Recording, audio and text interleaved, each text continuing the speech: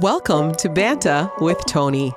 Join me as I share stories about motherhood, faith, life, love, and everything else in between. I promise we'll also have some fun along the way, and I hope that the time we spend together will end up being some of the highlights of your week. Thank you for coming along. Hello, and welcome to another episode of Banta with Toni. Thank you guys so much for tuning in today, and I hope that today's episode will get you ready for the weekend and set you up in a great way for the festivities that are to come next week. Now, I'm just putting it out here so nobody come a-looking for me, okay? I am off on the week of Christmas. I am off of my job, and I will be off of this podcast as well. So don't come looking for no new episode on next week Friday, because you will not find a new episode. But what you could do is share the podcast with people, re-listen to your favorite episodes, and then I'll be back the following week. I really debated it because at first I was like, maybe I can record something ahead of time, or maybe we can kind of like have a wrap-up episode, but I'm going to kind of do like a little wrap-up session in this episode. So I just really wanted to just take the rest of the year off. I don't know about you, but I feel like I've earned it in my life. But again, I am a recovering girl that felt like I needed to earn my leisure. Even if I haven't earned it, I'm taking it. But I know I've earned it. But I'm taking my leisure, and I encourage you to do the same. These last couple of weeks, just kind of unplug, spend time with family, do the things that bring you joy, travel, do activities that you haven't done in a long time. Go out for walks. If you are out in a place where, there's snow or whatever, go out. That's the only time of the year is this time. This is the only time of the year I ever miss the snow. After the holidays are done, the snow gotta go. It needs to wrap up, okay? On Christmas, I want the snow effect. So for those of you who are out there, now when I don't have snow, I actually miss snow. Isn't that how human beings work? When you have the thing, you don't even appreciate it. But now I'm like, it will be nice, like to go to a little lodge or, go skiing or just even doing activities like something simple out there, like, building a snowman with your kids or things like that. So if you have snow, take advantage of it. Go outside. If you don't have snow, like those of us in Texas, still go outside, do stuff with your family. Go see the lights. I plan on going to go see the lights with my kids. We plan on baking a lot. I usually have this thing like where I bake cookies and stuff and send it to the neighbors. I didn't do it last year. And then the year before that was when I was sick, so I didn't do it then either. So I'm excited to go back and do that tradition again. So we're going to bake cookies and, gift them to our neighbors and spend time with each other, play board games. And we are competitive. Okay, we are a competitive family. First of all, we talk a lot of ish. So you can't hang out with us if you can't stand somebody talking, because they're going to tell you about yourself. And then two, we're competitive. Okay, when I'm playing with my kids, I don't care that they're my kids. Nobody cares that you are 5 years old. Get it together, because we're playing this game. And if you know you cannot hang, I'm going to need you to go upstairs. And that is the energy of my family. Like, we're all on 10. Like, what? No, I must win and I must dominate. And the funniest thing is like my son, the youngest one among all of us, is like the most competitive one. One of the games we love to play a lot is Ludo. And, it's one of those ways like how we kind of reconnect them back to our childhood and the things that we love to do. So Ludo is like a dice game. You'll have like 2 dice that you're going to roll out, and it will tell you how many spaces to move. Just look it up, Ludo. And when we were growing up, we had the big square, and you shake that cup and throw the dice, and then it gives you the number, and that's how many spaces you moved and all of that. But now we have like an electronic version on the iPad, so we're able to play on the iPad. So Ludo is serious business in our house. And Monopoly, but especially Ludo, because my son loves to like kill people. So like, when you're in his house or he gets the right number, he can send you back home. And he will spend the entire game, really his focus for the entire game is like, how many people can I kill? How many times can I get them? But then like towards the end of the game, then he's like, I'm not winning. I'm like, because you're busy killing people. You're not being strategic. You're just thinking about, okay, what number do I need to send you back home? And so he'll get all emotional. Yeah, games for us get intense, but I love it. It's one of my highlights. So I encourage you to do the same. Find the things that you can spend time with your family, plug into them, as you're bringing in the new year. We already had that episode of reflection. So you should already kind of know like how you're heading to the new year and what, you have on your mind for achieving next year. So just enjoy the rest of this year and spend time in real life, in real time, whatever you want to call it. But just spending time in gratitude, appreciating your people, appreciating what you have. Wonderful. So now I said, if you do it, I must talk about it. Did I not say that? Did I or did I not? So So many stories, so many pop culture stories. I'm like, I said, if you do it, I'm going to talk about it. And y'all have been out here doing stuff. And so now I have to talk about it. Okay. So, first story I saw today is that Chloe Bailey, if you know Haley Bailey's sister, the Little Mermaid, yeah, her, the other sister, the one that dances, provocatav, yeah, that one. She is in Nigeria right now having the time of her life, at least as far as the videos that I can see so far. First of all, Burna Boy sent for her. Okay, so yeah, this is the part of the story. She's in Lagos right now enjoying Detty December. Detty, because I've seen all types of variations of this online and I just thought it was funny. So people have said dirty, it's not dirty. It's Detty, like it's Detty. Why is that? I think it's just like the Nigerian accent, like Detty, yeah. Okay. And I've seen Dotty. That one was funny. I don't know where did I see that today? Somebody wrote online and they were like, they were at Detty December together. I was like, Dotty? Ah, that person must be from the islands because they're like, Dotty, you know, Dotty wine, you're Detty December. There you go. And they all do it. So it's not just a Nigerian thing. It's just really what Africans tend to do. Africans will work their butts off all year long, grinding it out. And then come December, it's time to go back home. They always collect their whole family, go back home. And that's really what Detty December is. It's all the shenanigans, all the partying, all the enjoyment that goes on when people go back home. And over the years, like I said in the last episode, it's become a thing where even like non-Africans are now participating in it because, you know, when people started enjoying it and getting into it, they had to invite their friends along. So now it's a whole thing. And it's just what we all used to do back in the day. So that's where it all came from, because there's something about when you're celebrating the holiday back home. I just don't know what to describe it, how to describe it.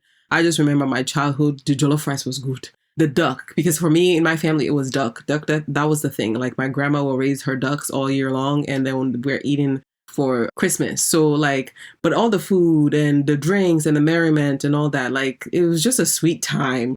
The way I felt in my childhood when it was time for the holidays, I hope I have created some memories here for my kids to kind of give them a glimpse of that. But yeah, we have never actually taken them back home, and we plan on doing it. I'm not going to say exactly when, but it's going to happen. They will get to experience it. But Mama also needs to experience Detty December, okay? You know, there's a part of me that will want to enjoy, but then there's a part of me that will also want to sleep. And my problem and dilemma, okay, I will be trying to figure out, how am I going to enjoy the enjoyment, okay? How am I going to be part of the enjoyed? But how am I also going to sleep? Because my sleep is very important to me. Because sleep, eats good food, then I can enjoy it. But, you know, we'll figure it out when we get there. For those who don't know what Detty December, so that's what it is. So Chloe Bailey said, I don't know, probably Burna Boy invited her out. I guess they just kind of announced themselves in that little way. So I don't know, like when I saw the pictures, I was like, okay. So first I saw a video of her arriving at the airport. I already told you guys last episode, I'm watching all the Detty December videos. Even cockroaches going to Detty December, I put the video, I'll go watch them, okay? So there's a video of her like getting to the airport. He sends his convoy and whatever. So that should have already let you know, like, okay, Burna Boy sent for her. And then there was another video that I saw. She's like in his Lamborghini and they're driving somewhere, which at this point, I don't even know why he's driving, because they are moving at the pace of a snail. The person that's even walking next to them is going faster than him. I'm like, but you know, he's big Oga. He's Odogu. He's letting you know. Like, that is just the biggest flex. I just love this story so much because Burna Boy is like, come to my country and let me show you what I'm about. I can just see like the way he's spitting game, right? He's like, I promise you, I can show you a good time that you've never seen before. Like when you come here, you experience this, you're never going to forget about it. Miss Bailey already looks like she's intoxicated and whatever Burna has to offer, okay? There's a video that I saw today of like him dancing, his shirt is off. She has his necklace over her neck, okay? Because she's letting the girls know he mine. And then she grabbed him like by the waist. Miss Bailey, contain yourself. I love to see it though. I looked it up because I don't know why I had this image in my head that this girl is like a little girl. But I looked it up and she's 26 and he's 33. So he's 7 years older than her. And it was at that moment that I realized, oh, if I ever knew this girl in real life, like I will be like an older sister to her because I'm 10 years older than her. So this is my advice to Chloe Bailey, because she never asked. But again, if you do it, I must talk about it. So now I must give you advice, okay? As your older, bigger African sister, okay? This is what I'm going to tell you. Honey, if you are there to have a good time and you just wanted Burna Boy to show you a good time and you just want to, again, like I keep saying, a good time, continue to do exactly what you're doing, okay? But if there's a part of you that wants to be Mrs. Odogu, oh, I want to become part of the fold, okay? Let me tell you one thing. His mom, you see how he's close with his mom, his sisters, all those women in his life. Ma'am, you are not going to get anywhere without those three. Is it three? I'm trying to remember now. Because I know the two sisters, one of them styles him and I follow her. I have this thing where every time I see good looks, I have to figure out who styled this person. And chances are I'm going to go follow the stylist because stylists don't get enough credit. I mean, so then when I found out like Burna Boy, his sister was the one styling me, I was like, okay, I'm going to follow her because I need to see how she puts her outfits together. And maybe like she styles the mom too, because I'll see the mom and like the mom has like a really good quirky kind of style for me that I love. Like I feel like for a woman of her age, she's very adventurous with style, and that's so refreshing to see. Like from what I've seen, Mama Burner, I can tell that, you know, she's a footwear lady. She probably has one of a kind shoes that you will never see. So I don't know if that's the result of his sister. But anyways, back to giving Chloe Bailey advice. So if you just want to have a good time, you're just there for a short time, which usually is the vibe for Detty December from what I've concluded. Because remember, like I said, I haven't gone to Lagos to experience Lagos and Detty December. But from what I have been given the gist of, it's supposed to just be a fun time. But if you, when you're done having your fun, Miss Bailey, you decide, oh, I want to be Mrs. Burner. Yeah, you have to master the art of balancing the two. So, of course, when it comes to Burna Boy, already seems like you already got that place covered. You know, you're dressing, you know, kind of way to attract him and doing all those things. And who knows what you guys are doing or not doing. That's your business. You're two grown people. Nobody is going to ask questions. We all know what happens, what people get together. Okay?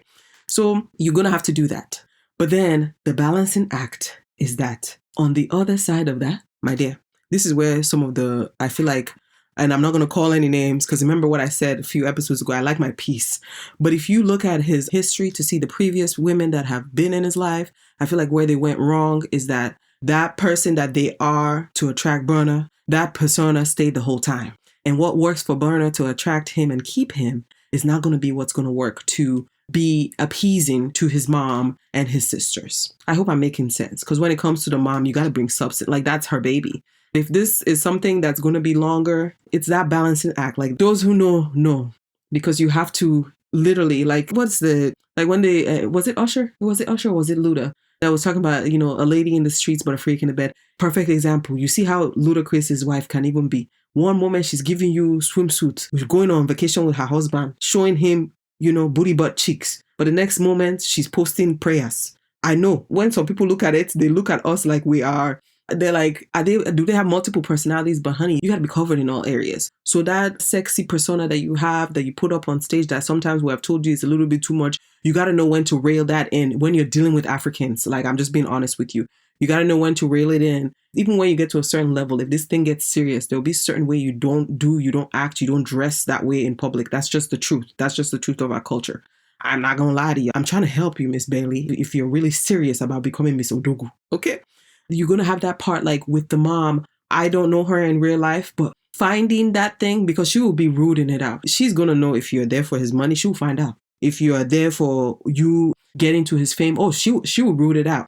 So understanding that having a good relationship with her is important for you guys as you guys are going to go on this journey. And then it's also about you evaluating it too, as far as with him, right? Because if he tells you, at the end of the day, it's going to be my choice. I know even if you like my family, it might be hard to deal with, but again, it's my choice. Then you go off of him. Then you know that it's not that big of a deal. But if he tells you, every single woman that I've ever been with, if they don't get along with my sisters and my mom, it ain't happening, then honey, in order for you to get in there and be Mrs. Burner, you actually have to get along with his family. Like finding a way to bring it together. The way I'm seeing his mom, the way she's a hustler, that should already tell you about the kind of woman that he needs to be with. The kind of woman that can make things happen. Because Burna Boy wouldn't be where he's at today, right? Without her. Like she has managed his career. She has brought him to where he is. I'm not saying that he's not a hardworking man or whatever. I'm just saying it's the power of that when a mother believes in her son and is able to take him to great heights. So now imagine yourself as being a woman entering that situation. Like you have to have some of those same characteristics that that lady has, right? The tenacity, the ability to make things happen. And sometimes maybe it's her youth. I've always felt like she just kind of misses the mark, like especially what I was trying to say back in the day with her over sexualization. Like some people might feel like it's a criticism, but it's telling her like you have more to offer as an artist. Like you can do it. You already have a shape that when you enter a room, you have entered, but your butt is still outside. That kind of thing. You know what I mean? So you already know that you're like that. So it's a fine art. And that's really what it comes down to, even when you'll be dealing with like his mother and his sisters. It was like that fine art, the balancing, like where You're going to be a lady, but you know when to be a You're going to, lead, but you also need to know when you need to take a back seat because that's very important. And I know when I'm saying these things, like they sound crazy, like you're like, oh, is it like back in the day? But truly the art form of it. And sometimes when you look at our African culture, a lot of the things that you have been used to here with America, dealing with American guys, it's not going to apply. Am I saying that they're not parts of our culture that we as Africans, we don't want to change? Of course there is, but we see the parts of it that are beautiful that we want to preserve for generations to come. So learn his culture, learn about his people, learn where he's coming from. How did he get to become who he is? Learn about the mother, the father. What is their culture? What is their story? How did they become who they are? There are differences between us, but there are things that connect us, right? So obviously, Chloe, she has a great relationship with her sister. So I'm sure family is important to her. And I'm sure based off of what we've seen for Burna, family is important to him too. So that could be a way you connect, where you let that mom and the sister know, I'm going to be in his life, but I'm also going to, be in you guys' life. Again, if that's the route she's trying to go. But in the meantime, we'll be enjoying these pictures and videos because the one I saw today, I said, oh, my dear, oh, she's enjoying. Remember when at the Detty December, I feel like she's having the Detty December. Her Detty December go Detty pass. Ha! Oh, Lord. Love to see it. I can't wait. And then the next drama. Oh my gosh, TikTok drama. Okay. I try to avoid this story, but every time, and I've not even been on TikTok as much because I'm like, until they figure out this ban thing, what's the point in me even trying to grow on a platform that might not exist? So I'm just waiting. And then given the timing of the year, I was like, I'm not making any more videos until next year anyways. So I've not been on TikTok as much as I've been in the past, but I go on and off. And every time I come on, I have seen this Jackie Aina story. So I didn't want to talk about it, but it kept coming up that I was like, okay, now it's blowing up into something that I need to talk about. So now we're going to talk about it. Every take that I've seen on it, I'm like, you guys are missing so much stuff. I mean, but maybe there's a video out there that's already covered what I'm going to say. Maybe not. But okay, this Jackie Aina thing. So she made a video at the wee hours of the morning at one day. I don't know what day of the week it was. Like I said, I'm busy. I don't know what day of the week it was. She made a video at the wee hours of the morning saying, I guess there is this group of creators, and I don't even know all the people that are part of the group. I've only checked on 3 of them. I don't know who the other 2 are, that are called like the Fab Five, and they're supposed to be like these mean girls. One of them is a boy, but it's the idea of like they tend to be also of a lighter complexion. So it's like they have like a mean girl mentality and there's colorism at play. So Jackie was just saying that there's different standards for her because she felt like these individuals were mean to her and that they were blocked for a reason, but then they used an opportunity to make it seem like she was blocking them for no reason. They made up a story pretty much saying that she was blocking them when really she had blocked them before that whole incident happened. So you remember the whole incident where it was like, Jackie blocked me for congratulating her for getting married. And she's like, I had already blocked them before that. So I don't even know what they're talking about because why didn't you tell the people the real reason why I blocked you? Instead, now you're making it seem like because you congratulated me, I blocked you. So you see, like, it's manipulative in that way. But then she was just talking about how the standards for her are different. And of course, part of it is also being the individual that she is with colorism. And, that's been a running issue for her, I feel like, since she has come into the scene. So there are many things. Again, like I said, I don't know people in real life. I just observe. So these are just my observations. Do I know anybody, anything? No. But this is just from the information that I feel like I've been divulged throughout the years and my analysis. It's just my perspective. Again, you did something and now I have to talk about it. So I just don't need nobody coming for me or nothing like that. Like, this is just my analysis. So here we go. Jackie Aina has told us in the past that it was, I think maybe 2 years ago or something, she released a video talking about her being in a domestic violent situation when her mom was coming up, because we don't hear much about her dad. And she lets you know there was domestic violence there. Okay.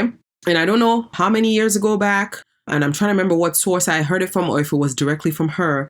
She was married before, and I think there were some domestic issues there. Because I remember once then somebody making a comment about her husband that she's with now, who she has obviously dated for a long time. And they made some comment about, oh, he would hit her or something. And I remember she came online and it's like, that's even something I don't even joke about. I mean, it is a big deal. First of all, domestic violence is a big deal. But why would she have that kind of reaction? Because that's something she grew up seeing. And that is something that she herself had experienced. So of course, it's a no-go area. It's a very, very serious and traumatic point for her. So she has told you that she is the product of domestic violence and that she's the product of surviving domestic violence on her own. Because when you study this thing, psychology, when we all go to therapy, whether she was looking for it or not, because she was a product of domestic violence, there are certain things in relationships that she will have been taught that until she's now probably at the place she's at now, where she's more aware and trying to create a relationship that's opposite of that would make sense that she herself ended up in a domestically violent relationship, right? Because she saw it. So putting boundaries in place, it is a big part of this woman's healing, given her history of what she has experienced and seen. So when you interact with her and she is establishing boundaries, which, to be honest with you, I have followed her all the way from the beginning of the YouTube videos all the way up until where she's now. And it's been a long time coming. And that's what I picked up with her. It's just that she has boundaries and she's very vocal about those boundaries. But once she told that story, and I think she even talked about it when her and Jackie Aina did a video, if you want to point to go back to look at. But I know it was around that time that she had talked about the domestic violence that she had seen growing up. So I know the videos are out there. But once you understand somebody's story, it doesn't say that it excuses bad behavior, but I'm saying once you understand the story, it helps you put that person into context. So when I understood that part of her story, then I understand why it's so important to establish boundaries for her and to stand on it. Because one, she saw her mother, obviously somebody crossing a boundary with her time and time again in a way that was detrimental to her and her family. And I'm sure there are still scars and remnants of it that they still have to deal with up until this day. There's no amount of money that an individual can have that can erase those things that she would have seen as a child, right? So that's there. Then on top of that, she has the scars or whatever was there from the relationship that she has as well. So when you're healing from those things, it's thinking about the times in which you allowed somebody to be in your space, violate you, do things, whatever it is, that was contrary to who you truly wanted to be. So one of the things she would have learned in therapy as she's healing, which is what I think it is that as she went through therapy, as she's trying to heal from these things, part of that is asserting herself. So when you get to see it online, you're thinking this person is mean, she's this. She's just asserting herself in a very strong way, which if we're going to be honest with online, you guys are not really used to seeing that. You guys are not really used to seeing assertiveness, period, because you have these people who what they present to you online is so that you can buy a product and then they get something on the back end. So you're never going to get, all you get is the people who it's rainbows and sunshine and it's nice and it's great and it's whatever all day, every day. So having somebody that comes and says, no, you cannot ask me that. No, I'm not going to talk about that. No, don't bring that up. It's a problem because you guys are used to everybody else being the opposite online, telling you guys, oh, everything is great. It's fine. Ask me anything and blah, blah, blah. And if that works for those other creators, that works for them. But understand this woman, understand her story, and that's where it's coming from. So that's one. This idea of colorism, it's been there from the beginning. And I think these girls, whether they realize it or not, they proved her point a little bit because a lot of the reaction videos, the people who I feel like didn't quite get it, they tended to be of a certain, skin tone. And I'm like, either you're choosing not to, or it's like if I say something long enough, it'll be that way. So if I keep saying this is not because of racial issues, it'll be that way. Anybody can have their feelings. Anybody can feel the way they feel. She can run her stuff however she wants. She is friends with Nabila, right? And I love her content. I love all of that. And for the most part, I feel like Nabila is with her content, is very happy-go-lucky. She'll tell you her stories here and there. And every now and then, she will have moments like I've seen her put out videos where she'll be like, oh, somebody was judging me that we have so much money growing up. And no, I've had moments where I've suffered, but for her, those are few and far between. Like her brand of creation and everything, it's just much more positive all the time. And I'm not saying there's anything wrong with Jackie when she exercises her boundaries and all that. But when people are told no, when you do those things with people, it creates a negative experience for them. And it only creates a negative experience for people who are not truly comfortable with themselves. I'm just going to be honest. Because if that person says, I don't want to be called this, okay, I don't like it. Only she knows what she's going through, what she's feeling. She's at the age right now where she could be trying to, get pregnant. She's married to her husband. You don't know what all the stress of all this could even be doing to her. I mean, I've seen over the last year or so, she has lost weight. That's another thing again. She said she wasn't going to talk about that because of the backlash of, how she could feel or whatever. But every time she's doing something, she's explaining it to y'all. So if you guys are truly following her, I don't even understand what the issue is there to have, because she has always told you, yes, no, don't go here, don't go here. And if you don't like that brand of her asserting herself in that way, then yeah, don't follow along in the content. So, but the colorism thing, I feel like it has existed. And a lot of times what the problem is that I think people feel like if I admit that there's a part of me innately, and that's the key, innate, it's an innate thing. It's not a thing that you willfully try to do. but it's just a thing that you have been conditioned to by your culture, by your family, the way you were raised, that you don't even think twice about it. Before I came to America, I didn't even know there was such a thing as red bone. But why do you think I realized that there was such a thing as red bone when I came here? Because of colorism. There are things that, again, as somebody who has existed in another culture and I've moved to America, I have experienced colorism. I have seen it at play. And I think for this day and age, we are at a place where we can always talk about what was done to us collectively as a people. And there's room for that. But I feel like room for you to truly grow, it's no different from like when as an individual, you can think about what everybody's done to you, but you're not going to heal completely until you also take accountability for what you do as well. So with this issue of colorism, in order for it to get better, in order for us to actually find a solution, to be at a place where we're healing from it, like truly healing from it instead of doing these band-aids that we do all the time. Because anytime you're in media and you're dealing with people with the variations in skin tone representing blackness, it's going to keep coming up time and time again until we truly deal with the issue at hand, which is we as Black people, we have to take ownership of the ways in which we have internalized those things given to us that were not from us, but we're now still carrying. I have had enough experiences in this place. Nobody can tell me colorism does not exist. It does. It shows up in so many ways. Like, why is it that if somebody is light skinned, technically, they'll always, like, for the most part, look for somebody that's of a darker skin tone? Like, why is it that whenever we're looking at things in the media, whenever we're representing a Black family, we cannot just have a Black family, like, you know, like so many that do exist in real life, but we always see a family that's mixed or a family that has ambiguity to it. And it doesn't mean that those families don't exist, but what we're saying is time and time again, whenever we have representations of Blackness, that's all we get to see. And it's understanding that me as an individual, if I'm light skinned, it doesn't mean that I am a racist person. All it means is that I have benefited from a culture that has constantly reinforced who I am. So any single time that somebody comes to me, whether it's valid or not, but for the mere reason that I do not belong to that group, and I would have no point in time in my life have an experience that can compare to that individual or those group of people that are saying what it is that they are feeling, my job is to zip it up, be quiet, hear what it is they're saying, and take the time within myself to then challenge myself. Because y'all ain't got to go that hard. Y'all acting like this is some deep stuff, and it's not. All you got to do is sit down with yourself in a quiet moment and say, you know, I mean, I had a cousin that was darker. How was she treated in my family? Where is she now? What are the things that she has accomplished? And, you know, when that cousin decided to get married, like, who is she married to? And have I heard comments maybe in the past that were made to her? And then how was I viewed in my family? Just sit with yourself. Everything you need to know is there. But people rarely ever want to do that. Instead, you think if you talk loud enough, you say things loud enough, you're going to tell yourself things that are then going to suppress what is actually truly there. No, be honest with yourself. I mean, it doesn't mean that light-skinned people don't have any issues being treated differently for their color. They feel it too. There will be people in their life who have treated them a certain way because they're light-skinned, because that person is assuming because you are light, oh, you have certain advantages, so I'm treating you this way and da-da-da-da-da. So it's not, I'm not saying that it's been a walk in the park for these individuals. No, it's not. But I'm just saying if somebody comes to you and says this issue, I feel like at the core of it, there's a colorism effect here. And you as a light-skinned person, you can come out and say that too if you feel like it's there. But your first step should not be dismissal and to tell that person that it's not. The first step should be, I hear you. I'm sorry if you feel that way. It was not my intention. And then after that, you take time within yourself to say, okay, how did I approach this? Did I say some things? Did I do some things that were probably deeply rooted that I don't even think about it? And that's the intricacy, I should say,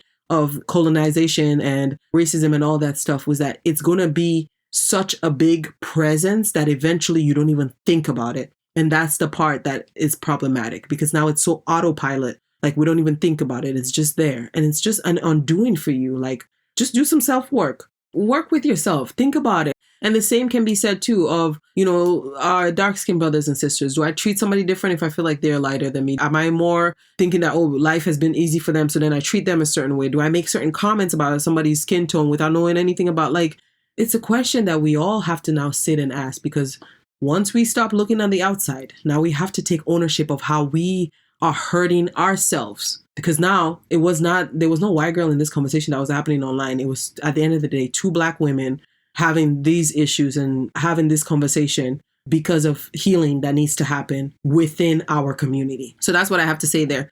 Again, going back to Jackie Aina and Nabila, oh my gosh, they had a video. I think Nabila had her, what do you call it, housewarming party. And I thought that was just a beautiful video. When I saw it, I liked it. And they were sharing that they had like over 10 years of friendship and all that. Like sometimes you forget that they're friends because they will comment on each other's stuff here and there. But I guess that's for like the really old OG YouTube watching girlies. So I thought that was beautiful. And then speaking on friendship, then Oprah and Gayle. So Oprah had a birthday surprise for Gayle. And the way that woman whoopes.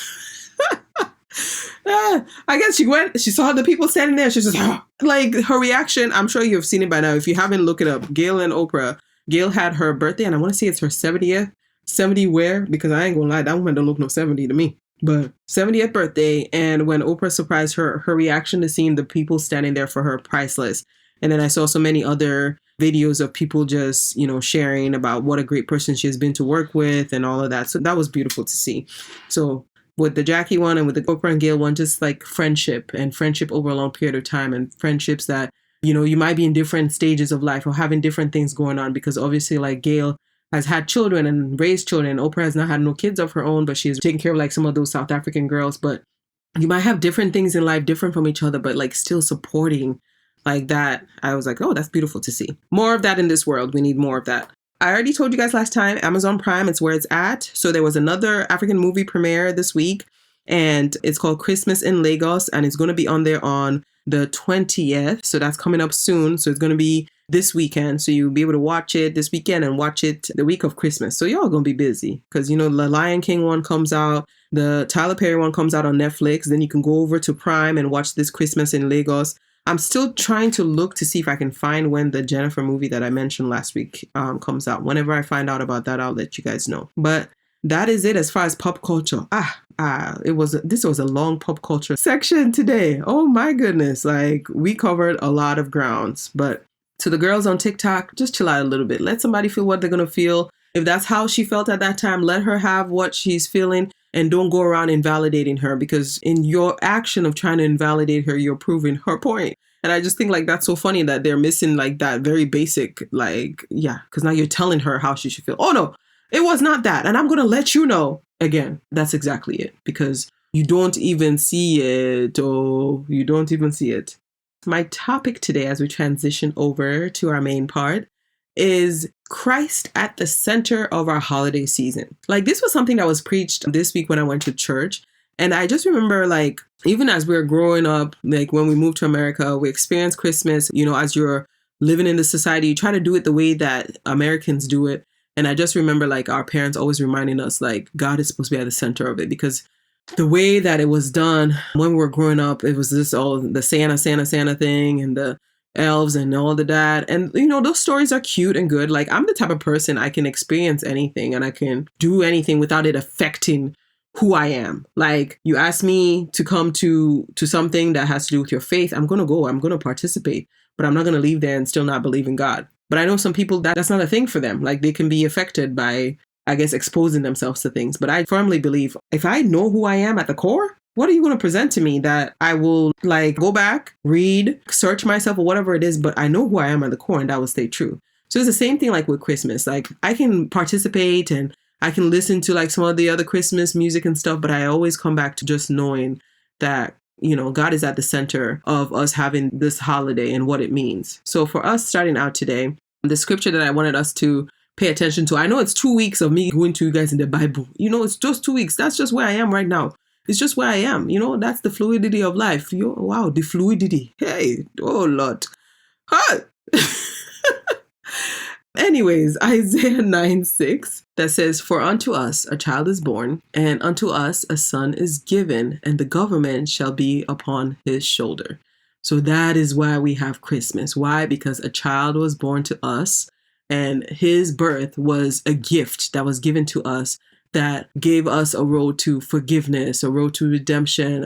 He came into flesh form to really help to save us. And this event that we're celebrating during this season is the catalyst for all of that.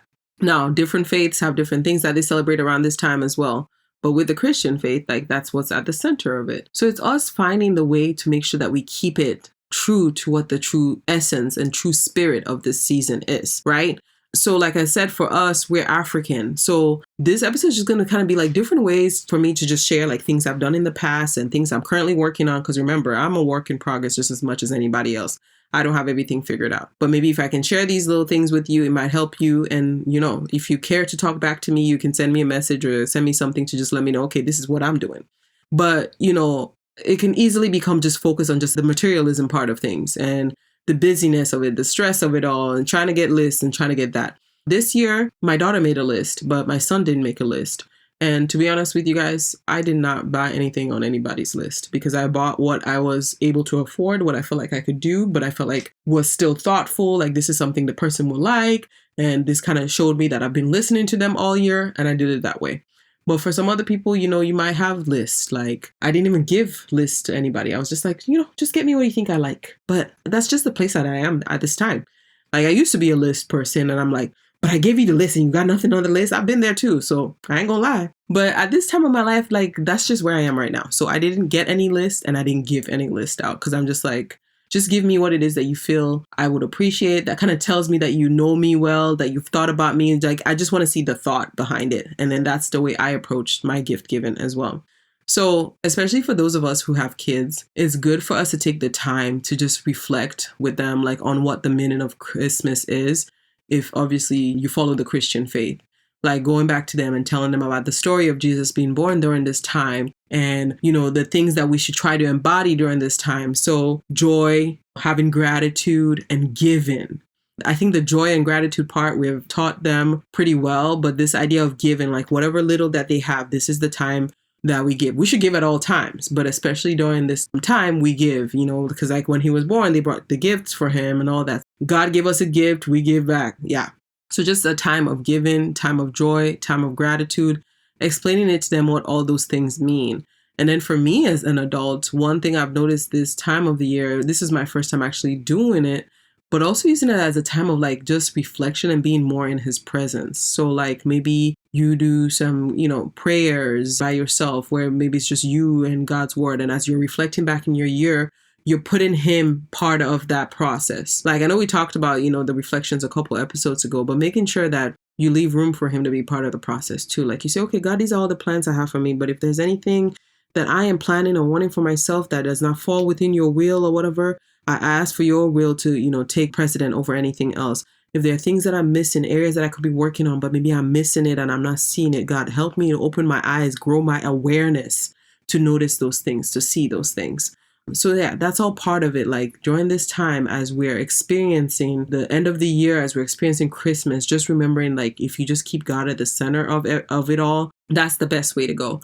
And then another part of it for us also, it's like keeping our cultural traditions, keeping like the things that we do. So the things that, you know, my husband would have done when he was in Nigeria, the things that we would have done when we're in Sierra Leone. Like I told you guys, we have duck. So I've still kept that tradition since when I was little, when my grandma would used to, you know, make the duck. So we have duck in our home for Christmas. And we will cook other things too, but that's a tradition that I intentionally said, okay, I wanted to keep on doing. Maybe for you, it was more of a collaborative effort. Maybe when it was Christmas, you had people coming into your compound and people coming from that place and family and all that. So even when you're here in America, you want to bring this family and that family and this, like just creating those traditions, creating those personal things that can help to just kind of reinforce who your family is, your identity, and then remembering to keep God at the center of it all. So that's the first part. The next part is the purpose of the Holy Spirit in all of this, right? So we always talk about like the holiday spirit of things, like, you know, it's the holidays, we should da da da da. But when God came unto the earth, he came in the earthly form, so he came in flesh. But when we study the Bible, we know that he exists, right? In spirit, right? It's God, the Holy Spirit, and then it was Jesus. We obviously say we believe in God, but how do we invite the Holy Spirit? And for me, this was the first year that I am fasting. And if anybody else does this during this time of year, or maybe you have never like thought about doing it, or anybody else want to do it, I encourage you to try it. Because I feel like that's how you feed the Holy Spirit during this time of the year, by going into some kind of like period of fasting. So some people they might do it leading up to the new year. So it might be after Christmas because you're like, child, all these parties I'm going to, all this eating I'm going to be doing. If I'm trying to fast, it ain't gonna happen. But maybe you can do it going into the new year. But at some point during this season, I encourage you, if you have never done it before, don't just think about the holiday spirit. Think about the Holy Spirit and how you're going to welcome him into your life and welcome him into the beginning of your next year. And I think that's a good way to do it. One of the things I've learned is just that the act of fasting brings you closer to God and just brings you in better alignment with his will for your life, where he wants you to be. And sometimes gives you just better clarity, a better state of mind, all these things. So fasting, if you don't do it, or if maybe you haven't done it really all year, this is a great time to do it. As you're wrapping up the year, just go into times, when you just don't eat. And during that time, you just pray, or you read your word, or you do other things, but it's like you're abstaining from food because it's a time that you're kind of like spending just trying to grow spiritually. And I think it's a great way to just start the next year. So if you can possibly do it where like you're doing it, like I said, towards the end of the year, New Year's. Again, it all depends on your lifestyle, but it can be, I fast from sunrise to sunset, or, I fast every day till 3 or 6. That's the only thing that was required. Like you deciding that part. The other part that's required is that people should not know when you're fasting. So it's like the thing between you and God, because that's how intimate it needs to be. It just needs to be a time between you and God. And I encourage you, don't leave anything that you don't talk about. Go in that time and just be like, almost like you're talking to like a friend, but put all your supplications. There's nothing that you can bring to him that's dumb or stupid or whatever. If you feel like it's small, and you just talk to him about it. It could be something as easy as, oh my gosh, God, in the mornings, I'm so stressed. And before the day even starts, I'm already like in a bad mood or whatever. As I'm praying during this time, I pray that as I start in the new year, that you'll give me a sense of peace, that whatever it is that's disturbing me, that, that maybe I'm not aware of, bring it to my awareness, God. Help me to see where it is that, might be causing me this discomfort, putting me in this place of chaos, that every morning when I wake up, instead of it being a time of just reflection and starting out my day in peace, I started from such a place of just, unease. Again, that's something that's so small, right? But some people forget. It's not just going to God, just saying, oh, please bless me, bless my parents, bless my mother, bless my father, give us $1 million. But it's the little things like, okay, this is something that I've noticed within myself. And as I'm trying to change it for the next year, I ask you to help me along. Give me wisdom that I don't have. I say that all the time. Like, give me wisdom beyond knowledge that I have. Give me things that are beyond anything I can comprehend. Because again, understanding that my mind, the way I see things, is so small compared to him. So I can challenge you in ways like this, right? You can spend time in worship to stay centered on God. So you listen to your Christmas music, which I love. We all love it. But, if you're making up the playlist, throw a few songs in there. So every now and then, after you have yourself a merry, there'll be a song in there that's maybe a worship song that just encourages you to just, get into a place of worship. These are the little ways how you can do it.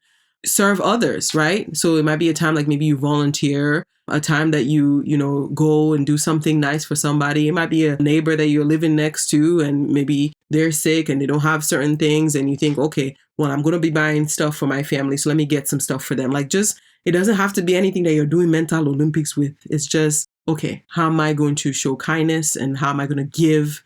And that's the spirit of this time. And we've already talked about the gratitude part. So you would have already covered it 2 weeks ago. Was it 2 weeks ago? But yeah, 2 weeks ago, when we talk about just reflecting on the year. So just that same place of gratitude that you were in, when you look back at the year, even this and that didn't happen, but God, you gave me this, you gave me this, you gave me that. So being grateful for everything that he gave you, because even in the hard times, he gave you something. So that's that. The next part is, I guess I would say, practical things to kind of help with the kids, for those of you who have kids, right?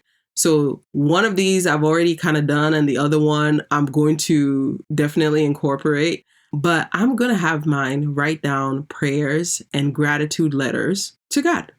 Like, it's introducing them to faith little by little, but it's getting them to see, like, he listens to the things that we say. So, like, yeah, you sit down, they can write the letter, but it's also going to be a good thing for them to reflect back on. So they're going to write prayers, and they're going to write letters of gratitude. So the prayers will be for the upcoming year. So I'll tell them, write down your prayers for the next year. Like, God, help me to have good grades in school, or God, keep me healthy and keep my family healthy, or God, cover us with the blood, like that kind of thing.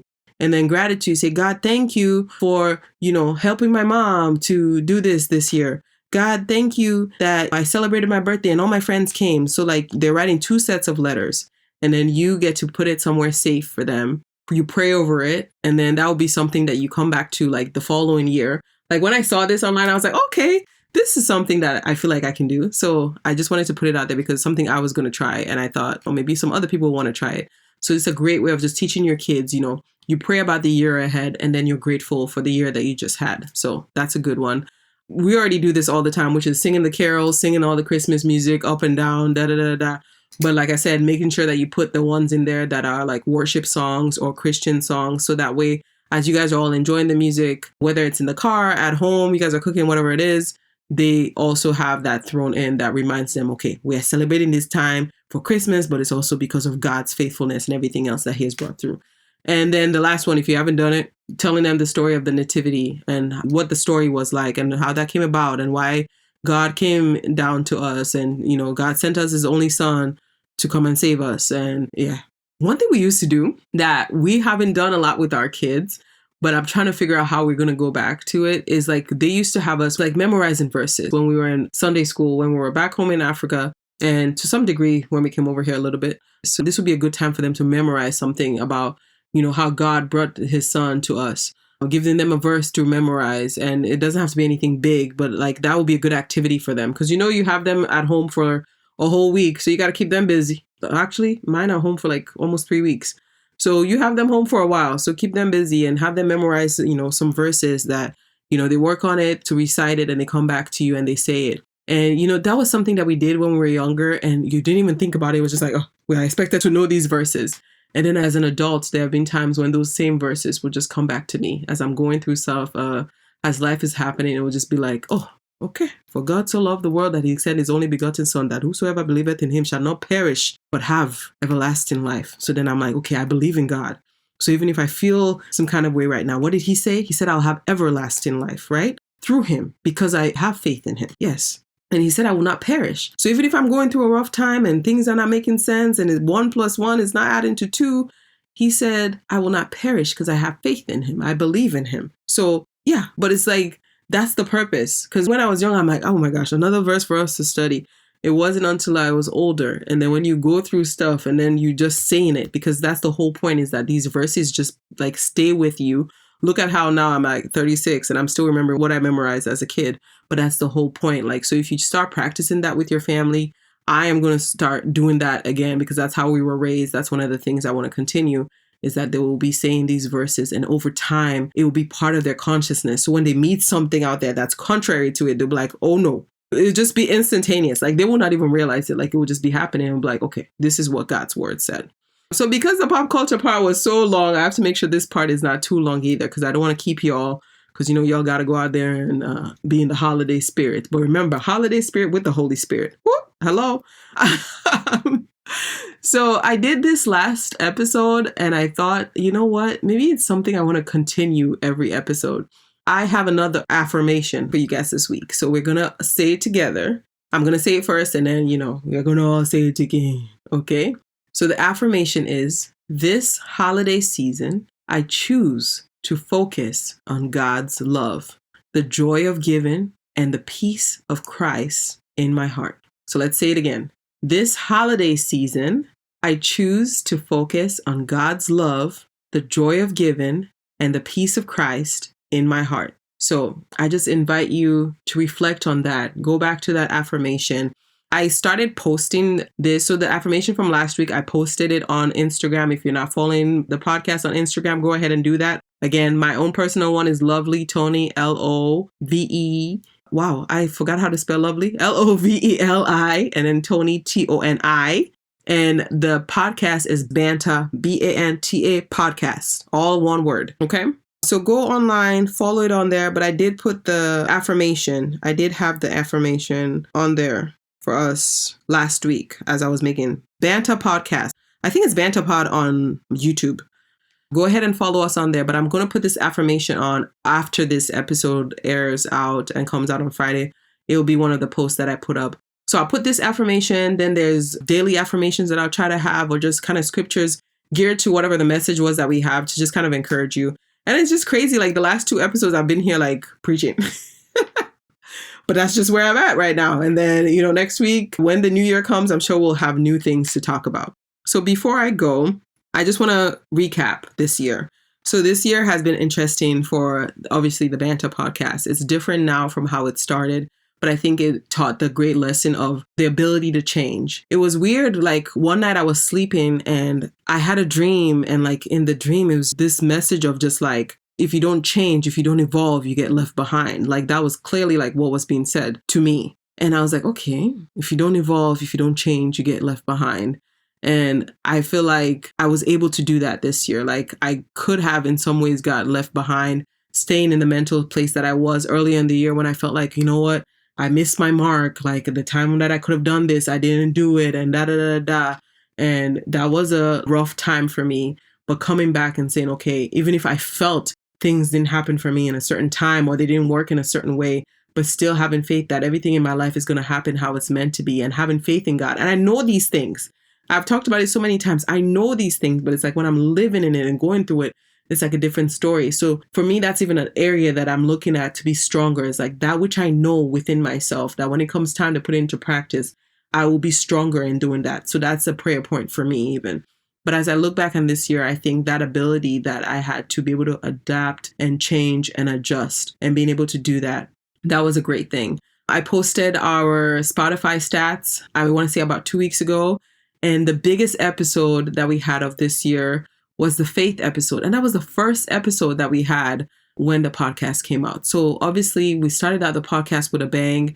That faith episode has resonated with people, I guess, to some level more than any other episode that came out this year. So I just want to thank you guys for listening, for sharing it, helping me promote it. Just today I saw one of the things that I posted, somebody had reposted it back to their stories, every reshare, all of that. I appreciate it. So it's just a reflection, really. It was a time for me to just kind of come back. Moments from 2024 that were interesting. Oh my gosh.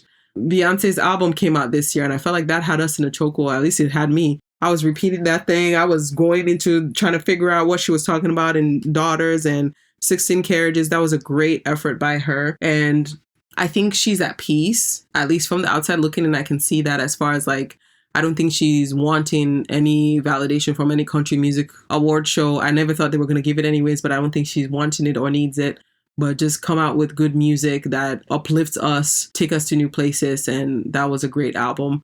So many releases throughout this year. I think towards the end of the year now, seeing like some of the African artists coming, like some of our African faves, I should say, coming out with new music. I'm excited. I'm looking forward to that. All the Christian music that I've liked throughout the year. So I've always loved to listen to the African artists, the African Christian artists, but when I see them collaborating and working with like gospel artists from over here, it's just a beautiful thing for me. So hoping to see some of my faves, some of my African artists, my African gospel artists, that they continue to grow and they continue to collaborate with the artists over here and make more beautiful music that can uplift us and bring us joy, that continues to happen. Again, I already shared it about 2 weeks ago, but we had a total of 11,000 listens. That means 11,000 times somebody pressed play on any kind of episode attached to this podcast. For me, that is beyond, because sometimes I'm just going to be honest, being on this end, I'm like, maybe there's 2 people listening to me. And then, like I go on my YouTube and then I'll see like 3 views. But then when I pull up the Spotify stats and I'm looking at it, I'm like, okay, this one had 200 and something total, because the Spotify gives me on all the platforms. So it looks at everything in totality. So I'm like, okay, like there's something there. So I appreciate that. Anybody that clicked play for 1 second, 2 seconds, hopefully we kept you for the whole episode. And hopefully now I'm keeping you for the whole episode. But just the fact that 11,000 whatever times somebody pressed play on an episode attached to this podcast, that's been amazing. So I want to say thank you to everybody. I have goals for next year, but there's a part of me that's just like, you know what? I'm okay with God leading things and putting things where He wants it to be. So who knows? The future is open. Again, like I said, this podcast can grow, next season. It could be something different. The season after that, it might not, But the lessons as far as me, keep on going when life gets tough. I feel like I've mastered that this year. All these other lessons that I'm just like, okay, yeah, it finally came together this year. So as we're wrapping up, I just want to say thank you, because I feel like this was all part of it. Whether you realize it or not, anybody that's listening to the sound of my voice, like you press and play makes a difference in my life in some way, shape, or form that you don't even know. And I hope I'm doing the same for you. I hope that this is a symbiotic thing, that at this phase that Banta is at, that when you come here every week, I give you something, and that in return, it doesn't need to come back to me. That's the thing. But, I give you something, and maybe you're giving something to other people in your life. But in return, you could give me something, and that would be in the form of following the podcast, reviewing the podcast, sharing it with somebody out there, or just messaging me. Like if you're shy, just be like, oh, okay, I listened to this episode and I really appreciated it. But just understanding it's not because I'm vain, I have I need it. No, we all need each other. I hope what I'm doing here is touching somebody and blessing somebody. And then in return, I hope that you guys can share with me the things that I am doing out there that are positively impacting people, that you can let me know, okay, this is what you shared that I like. It kind of helps to also stare me to know, okay, what are the people needing and what are they wanting? But I feel like this episode is going to be so long. It's been a wonderful 2024. It's been beyond anything I could have imagined, really. The way the podcast started this year and where it's at right now, it's not in the same place at all. And that in itself is a lesson, right? That idea, you plan, you do all these things, but once you say, okay, God, I want you to take over something, He's going to do it how He sees fit. Before I go, I have to give my song selections of the week. So my first song is going to be Eshe by Nathaniel Bassey featuring Ade Ime. I'm hoping I'm saying that name right, the last one. Ade Ime? I don't know at this point. But Eshe, so it's spelled E-S-E. Eshe by Nathaniel Bassey. Beautiful, beautiful song. And then my other song selection of the week, I've been liking this one. I didn't even know that she was having a new album come out. So I was pleasantly surprised when I saw that she had a new album out. But it's Ella Mai and it's Hearts on Deck. It is so beautifully done. And I love that song. That's been on repeat. So those are my two song selections of the week. As far as with the book, you already know the deal. We are still riding out with Yinka, Where's Your Husband? That is going to see us into the next year. Let me see how far I'm in that one. It says I'm 51%. Oh my gosh. Hi, I need to finish this book before this new year comes. Pray for me, please. Pray for me. I'm grateful for you all. I hope you guys have a wonderful, blessed Christmas, that you have a safe, prosperous new year, that, you take that moment to maybe fast and pray and be in the word as you go into the new year, and that you start it with a bang, with just all your goals. But even more importantly, you just started from a spiritually cleansed place. Let's go. So I'll see you guys in 2025. Thank you so much. I don't have a date yet, but if you follow me online, I will definitely post on Instagram when the new episode will be coming back. But I wish you all a happy holiday. And I want to also shout out my editor, because he's an MVP. Sometimes when I get so busy with life, I'll be recording stuff it should be 7 days. But usually it's 4 or 5 days before. And he finds a way to edit and do it such a masterful job. So I do want to take this time out to thank my editor. I'm not going to say his name. It's not because I don't want to give him his flowers. It's because he's my editor. You know what I mean? But I do want to acknowledge him. I appreciate all the hard work that you've put into this podcast. It's my baby. But time and time again, you edit it in such a way that you bring my voice to life. And that means that at the core of you, you understand my message and what it is I'm trying to put out here. And I'm very, very, very grateful for you. All right, guys, I will see you guys on the next one. Till then, bye-bye. You just finished an episode of Banta with Toni. Did you like it? I hope you had a great time and that you have some takeaways from this episode. But before you go, I want to ask you one thing, and that is to share this episode or this entire podcast with a friend, family member, or acquaintance. Because remember, when you have something good, you need to talk about it. You need to share it and you need to shout it from the rooftops. So go on and let people know in your life that you have this wonderful podcast that you would like to share with them. I appreciate you. I appreciate your time, your support, and everything else in between. And remember, if you do it, I have to talk about it. Have a great week.